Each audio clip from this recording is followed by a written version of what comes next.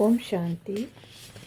आज की अव्यक्त मुरली का शीर्षक है निरंतर योग युक्त बनने के लिए कमल पुष्प का आसन।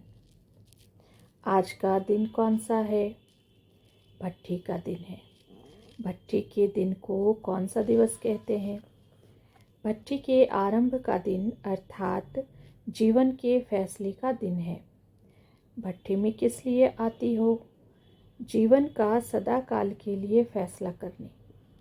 सभी इस लक्ष्य से आई हो क्योंकि भट्ठी में आने से बाप दादा द्वारा व अन्य अनन्य बच्चों द्वारा एक गिफ्ट मिलती है। वह कौन सी? जो चीज़ मिलती है सुनाना भी सहज होता है। दो चार ने अपना अपना विचार सुनाया। जो भी बातें सुनाई हैं उन सभी बातों की प्राप्ति का आधार कौन सी गिफ्ट है? वह है बुद्धि का परिवर्तन। रजोगुनी व व्यक्त भाव की बुद्धि से बदल सतोगुनी अव्यक्त भाव की दिव्य बुद्धि। जिस दिव्य बुद्धि की प्राप्ति से ही अव्यक्त स्थिति व योग युक्त स्थिति को प्राप्त कर सकते हैं। तो गिफ्ट कौन सी हुई? दिव्य सतोगुनी बुद्धि। बुद्धि के परिवर्तन से ही जीवन का परिवर्तन होता है। तो दिव्य बुद्धि की गिफ्ट विशेष भट्ठी में प्राप्त होती है।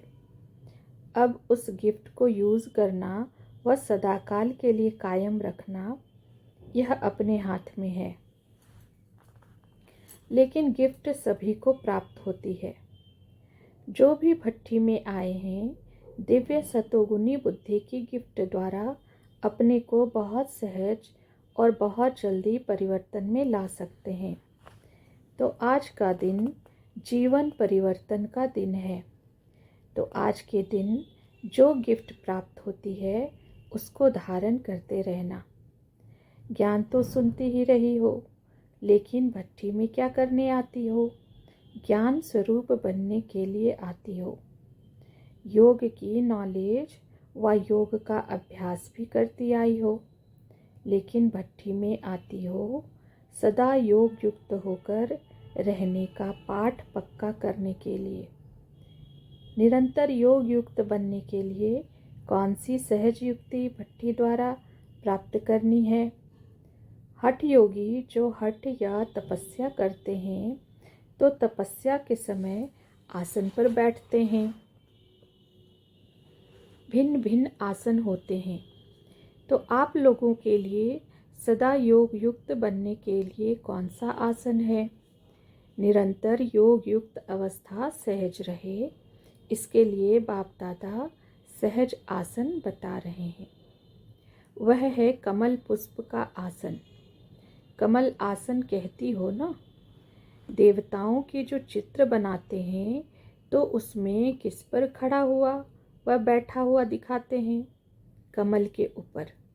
तो निरंतर कर्म करते हुए भी सहज योग युक्त बनने के लिए सदैव कमल आसन अर्थात अपनी स्थिति कमल पुष्प के समान रखेंगे तो निरंतर योग युक्त बन जाएंगे।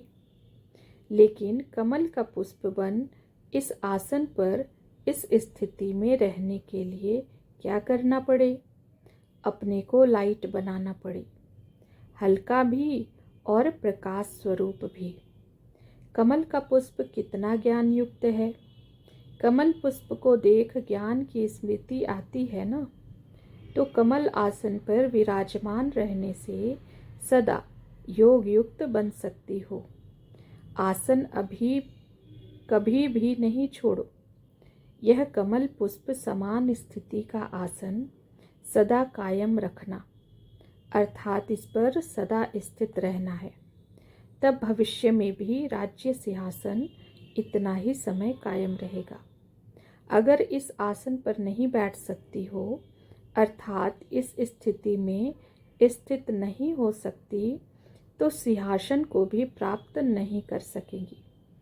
तो राज सिंहासन प्राप्त करने के लिए पहले कमल आसन पर स्थित रहने का अभ्यास करना पड़े। भट्ठी में आए हो, अपने को सभी प्रकार के बंधन से मुक्त कर हल्का बनाने के लिए वह सदा कमल पुष्प की स्थिति में स्थित होने के आसन पर विराजमान रहने का अभ्यास सीखने के लिए। तो जो भी बोझ हो वह सभी प्रकार का बोझ भट्ठी में खत्म करके जाना, चाहे मन के संकल्पों का बोझ हो, चाहे संस्कारों का बोझ हो, चाहे दुनिया की कोई भी विनाशी चीज़ों के प्रति आकर्षित होने का बोझ हो, चाहे लौकिक संबंधी की ममता का बोझ है। सभी प्रकार के बोझ कहो व बंधन कहो, उन्हों को खत्म करने के लिए भट्ठी में आए हो। अभी अपने जीवन की उन्नति का गोल्डन चांस यह भट्ठी है। इस चांस में जो जितना चांस लेते हैं उतना ही सदाकाल के लिए अपने जीवन को आगे बढ़ा सकेंगे। भट्ठी में कौन सा लक्ष्य रखकर आई हो? संस्कारों को परिवर्तन में लाकर फिर क्या बनने का लक्ष्य रखा है? यह ग्रुप विशेष किस बात में सभी ग्रुप से अच्छा है यह मालूम है? इस ग्रुप की एक बहुत अच्छी विशेषता है। गोल्ड में जब खाद डाली जाती है तो उसके बाद गोल्ड को मोल्ड नहीं कर सकते हैं। ओरिजिनल गोल्ड होता है तो उसको मोल्ड कर सकते हैं। तो ऐसे समझें कि यह सच्चा सोना है, इनमें कोई खाद नहीं है। आप लोग अपनी विशेषता को जानती हो? इस ग्रुप को देखकर ऐसे लगता है जैसे जब वृक्ष नया लगाया जाता है तो पहले बहुत कोमल सुंदर छोटे छोटे पत्ते निकलते हैं जो बहुत प्रिय लगते हैं। तो यह ग्रुप भी नए पत्ते हैं लेकिन कोमल हैं। कोमल और सख्त चीज़ें होती हैं ना। कोमल अर्थात संस्कारों की हड्डियाँ इतनी सख्त नहीं हैं जो चेंज नहीं हो सके। छोटे बच्चे की हड्डियाँ पहले कोमल होती हैं, फिर जैसे जैसे बड़े होते हैं तो सख्त होती जाती है। यह ग्रुप भी कोमल संस्कारों वाला है। इन संस्कारों को परिवर्तन करना सहज हो जाएगा। कड़े संस्कारों वाले तो नहीं हो ना। दादी जी 2 दिन के लिए मद्रास सर्विस पर जाने के लिए बाप दादा से छुट्टी ले रही हैं। जो विश्व के राजे बनने वाले हैं उन्हों की विशेषता यह है, सर्व आत्माओं को राजी रखना। महारथियों के कदम कदम में पद्मों की कमाई रहती है। अपने को समर्थ आत्मा समझ इस शरीर को देख रही हो। साक्षी अवस्था की स्थिति में स्थित होने से शक्ति मिलती है। जैसे कोई कमज़ोर होता है तो उनको शक्ति भरने के लिए ग्लूकोज चढ़ाते हैं। तो जब अपने को शरीर से परे अशरीरी आत्मा समझते हैं तो यह साक्षीपन की अवस्था शक्ति भरने का काम करती है। और जितना समय साक्षी अवस्था की स्थिति रहती है उतना ही बाप साथी भी याद रहता है, अर्थात साथ रहता है। तो साथ भी है और साथी भी है।